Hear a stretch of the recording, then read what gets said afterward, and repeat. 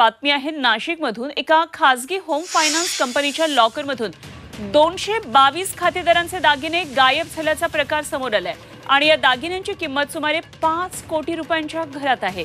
सारी घटना सीसीटीव्ही मध्ये चित्रित झालेली आहे। सरकारवाडा पोलीस स्टेशनमध्ये आता गुन्हा दाखल झालेला आहे आणि नाशिक शहरातल्या डोंगरे वसतिगृह परिसरामध्ये 24 तास रहदारी असलेल्या रस्त्यावर ही कंपनी आहे। त्यामुळे खासगी बँका, फायनान्स कंपन्यांचे लॉकर्स आणि त्याची सुरक्षा हे सर्व प्रश्न ऐरणीवर आलेत।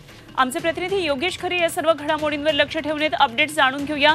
योगेश, सीसीटीव्ही आता समोर आलेला आहे आणि 222 खातेदारांचे दागिने गायब झाल्याचा सगळा प्रकार आहे। काय नेमकी अपडेट येत आहे?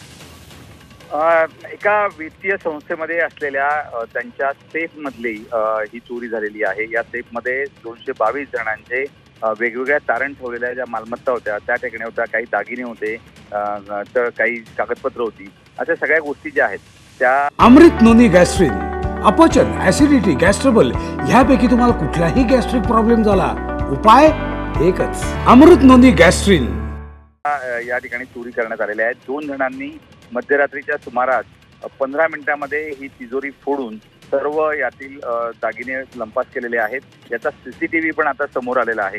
सीसीटीव्ही मध्ये या लोकांनी आपले चेहरे झाकलेले आहेत कपड्यांनी आणि त्यामुळे हे कोण आहेत हे ओळखू येत नाहीये। मात्र पोलिसांच्या प्राथमिक तपासानुसार या बँकेमधीलच कोणीतरी व्यक्ती यामध्ये सहभागी असावा असं स्पष्ट झालंय।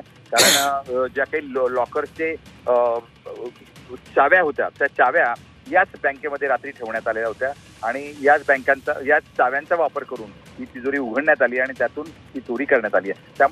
त्यामुळे येत्या 24 तासात चोर हाताशी येतील असं पोलिसांचं म्हणणं आहे। ठीक, योगेश, धन्यवाद दिलेल्या या सगळ्या सविस्तर अपडेट माहितीसाठी। योगेश खरे आमचे प्रतिनिधी नाशिकमधून आपल्याबरोबर होते। तर फायनान्स कंपनीतून हे दागिने गायब झालेत आणि आता त्याचं हे सगळं सीसीटीव्ही फुटेज समोर आलेलं आहे।